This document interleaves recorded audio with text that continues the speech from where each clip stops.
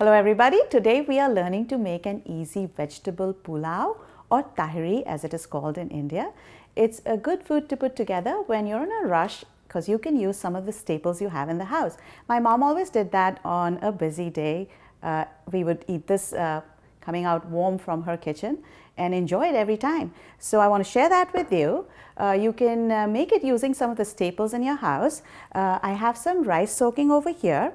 I'm using vegetables, carrots and frozen peas today, some onions, and we have a spice blend which is called garam masala. This is very easily available in regular grocery stores as well. Just go to the spice aisle and pick it up over there. You can also make your own if you want to, but it does require a whole lot of spices. I'm also using a few whole spices. If you don't have them, don't worry about it. This is a bay leaf. This is a stick of cinnamon, and we have a couple of whole big cardamoms here and a few peppercorns. If you don't have any of these, it's okay. You can skip this part of the recipe. There's salt over here, and of course there's oil. I'm going to open the bag of peas and measure out peas. Now I told you that we have about 2 cups of rice soaking here. I'm using basmati rice with 4 cups of water. It's actually a little less than 4 cups of water because I'll be using vegetables today, and vegetables also give out their own water, right? They have moisture in them. Now I'm going to measure out about a cup of peas, and the amounts are flexible, so you can always change the amount of vegetables that you want to use, as well as you can change the type of vegetables that you want to use. So I'm using carrots and peas today, but you could totally go ahead and add some potatoes to it. You can add some green beans to it. Broccoli, cauliflower is a good addition. Now you want the pieces to be slightly small, so now this part of the carrot is somewhat thick, so I'm just going to go in the middle, go like that, and cut it into 2 parts just so that I have even sized pieces. Go like that.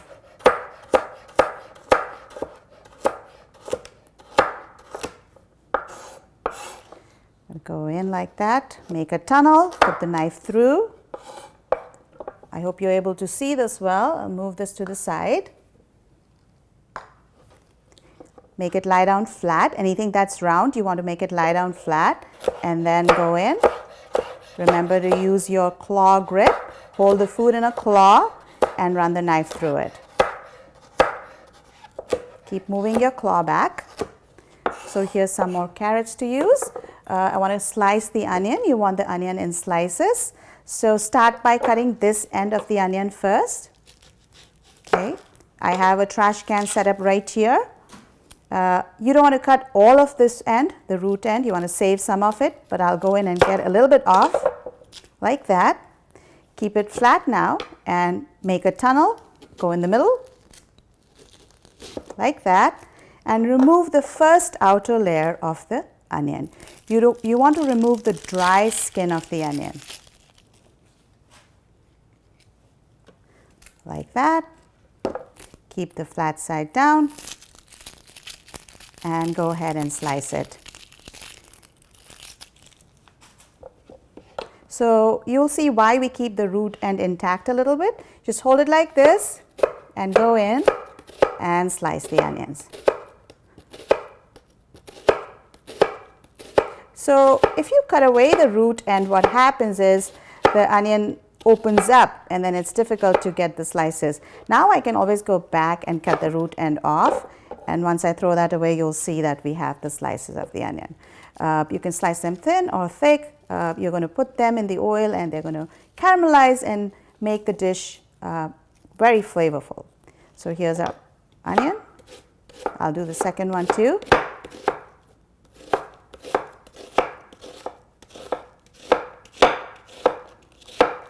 Okay, there it is. To make the vegetable pulao, you want to first start using a shallow pan and cover that with some oil or butter or ghee, which is clarified butter, and I'm using oil today. So you need about a tablespoon of oil, but you don't always have to measure it. If you just count to 3 and go slow, like 1, 2, 3. That's about a tablespoon. This is one of those recipes you don't really need to measure everything. The oil should be just enough to coat the bottom of the pan. You start out by adding the whole spices. So my pan has been preheating, and I'm going to start out by adding bay leaf. If you have some whole peppercorn, add that. And do remember that these spices are not meant to be eaten plain. They just are supposed to infuse the oil with some flavor. I'm adding cinnamon, and I'm going to add this black cardamom. And we're going to take it all out when we are ready to serve the food. So I'll just swirl it around a little, let the spices infuse the oil, and then you can already smell the oil has become fragrant. Add the onions first.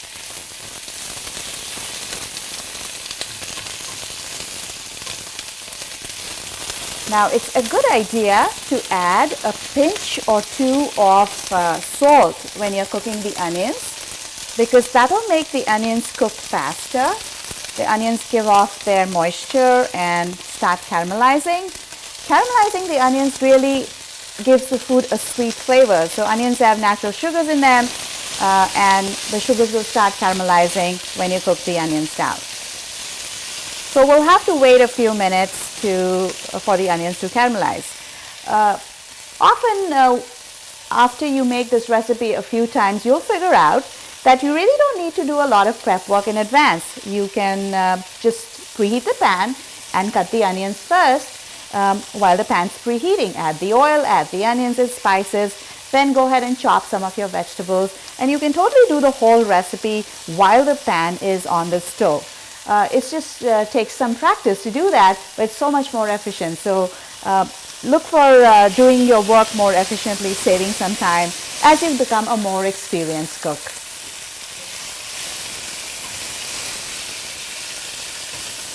So I'm working on medium heat.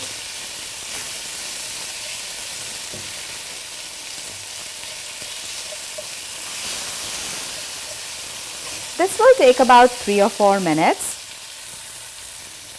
So you can see the edges of the onion are starting to shrivel up a little. They're starting to look somewhat brown. And I'll wait a couple more minutes before I add the vegetables. You don't need to stir it the whole time. You do need to let the food sit on the hot surface for the onions to caramelize. So don't stir it the whole time. Just give it a few stirs every once in a while. So as I look at the onions now, I can see that they're starting to turn a little brown. A golden brown color is ideally what you want. If you work on low heat and have some patience, you will get that beautiful golden color. If not, that's okay. The onions will still be sweet, they'll be caramelized nicely, and they'll taste yummy. At this point, I'd like to add the vegetables. Like I said earlier, you can add the vegetables of your choice. We are adding some, here are our green peas. They're going to go into. I will saute them around just a little, just so that they can cook down. The oil will coat them a little bit, and they'll start sweetening.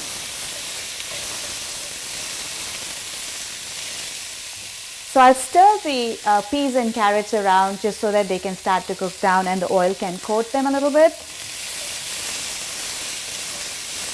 Once again, you don't need to stir it all the time. Just make sure that you move it every couple of minutes or so. And the total time that you need to saute the vegetables is only about 3 or 4 minutes again. And if you really are pressed for time, go ahead and just add your rice right away. But just sauteing is a good idea if you can do it. Now I'm going to add the spices. This is our spice blend called garam masala. I'm going to add a teaspoon of this.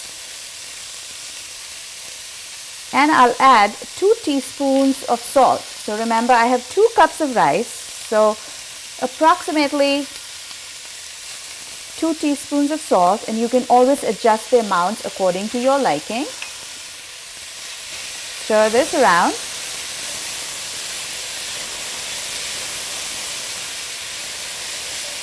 And here's our rice. This is 2 cups of rice that is soaking in 4 cups of water. It has been soaking for about half an hour. Once again, if you don't have time to soak the rice in advance, it's okay. The cooking time will be just a little bit longer.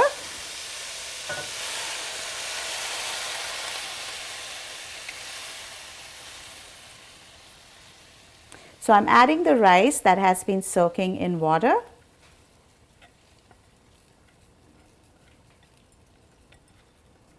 And now all I have to do is give it a gentle stir and let it cook. So I'll just stir it around a little. I'll let it come to a boil first. As soon as I see it come to a boil, I can reduce the heat. So just because I've added a lot of water in it right now, I've increased the heat. It is at a high temperature right now.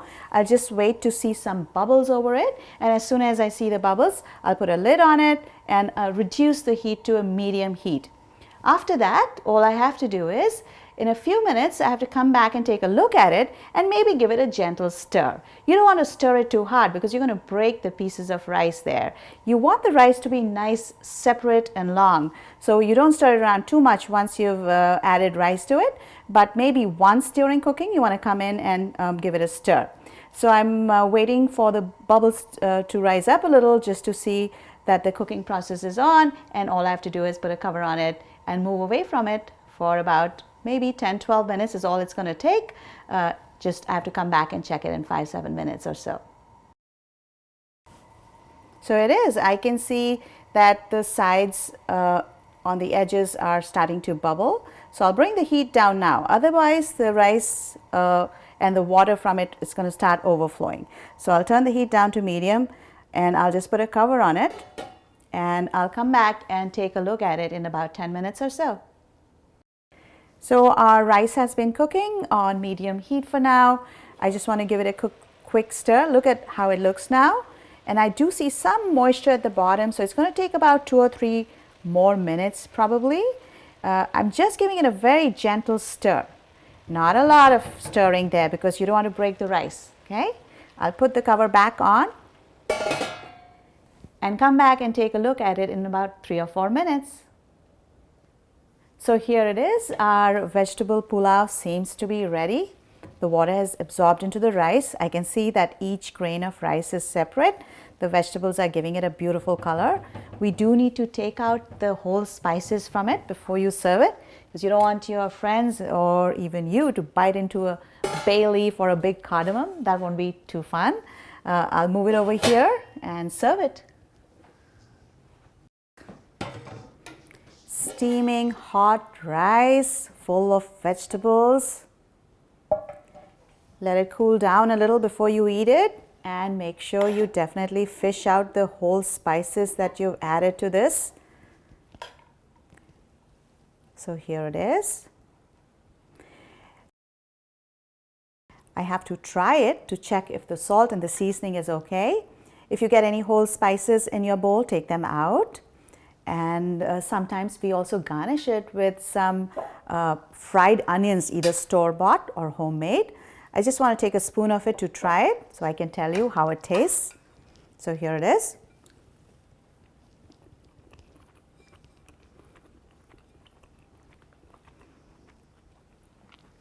I really like the seasonings in this, and remember, we have used a bunch of spices, but we are using them to add flavor, not really to add heat to the dish. So don't be afraid of the spices. Go ahead and try the dish. Enjoy!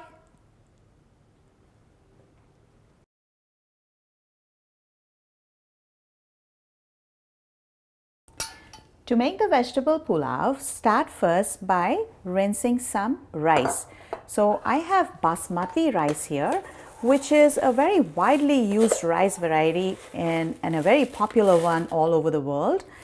You can see that the grains are long and slender and they cook separately when you cook them, and that's what we really like about our rice. So I often use basmati rice, and especially when you're doing a pulao recipe. So I got 2 cups of rice here, and I'll show you how to rinse it. And why you need to do that is because you can get rid of the extra starches in the rice, and that helps the rice to cook softer and more fluffy, and the grains stay separate. So I'm just going to go like this and run my hand through it. And I think it also helps in getting rid of some of the pesticides and preservatives that they must be adding to the rice to keep the pests from attacking it. So you just overfill the bowl a little bit, run your hand through it, and then just use your hand as a strainer and get most of the water out. You don't have to get all of it out because some of the rice may come out if you try to do that. But here it is. Once I do it like this, I don't lose any of the grains of rice, but I rinsed it. And I'll do this a couple more times just to make sure that the rice is all nice and clean. Now, once I've done it a couple more times, I'll then soak the rice in 4 cups of water. So this is 2 cups of rice, and I'm doing it one more time like this.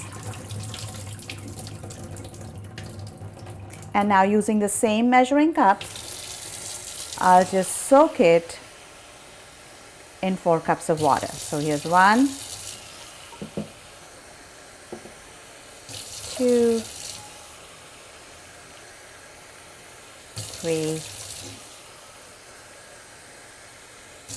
4.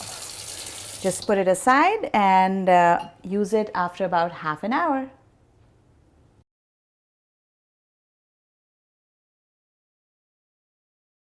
In case you're curious to know what one single spice called garam masala is made of, you'd be surprised to know that every family has a different recipe of garam masala. But the one that I make uses these spices. I'd like to show those to you. Here they are. This is, of course, your familiar black peppercorn, right? These are whole cloves. This is cumin seeds. This is called whole black cardamom. This is the big cardamom. These are bay leaves. Cinnamon sticks over here. I also have 1 whole nutmeg, as well as this is actually called mace, and this is the outer flower of the nutmeg. This is star anise, such a beautiful spice. These are small cardamoms. These are coriander seeds. These are anise seeds or fennel seeds. And this is a cinnamon stick. So all of these, when you just toast them lightly and put them in a dry grinder, you'll get a blend which is called garam masala. Of course, like I said earlier, you can switch out some of the spices if you don't have all of them. You can use a few of the key ingredients like cumin, coriander powder, black cardamom and bay leaves, and cinnamon, and make a basic blend as well. You can find many recipes of this online as well. Do your research if you want to make your own blend of garam masala.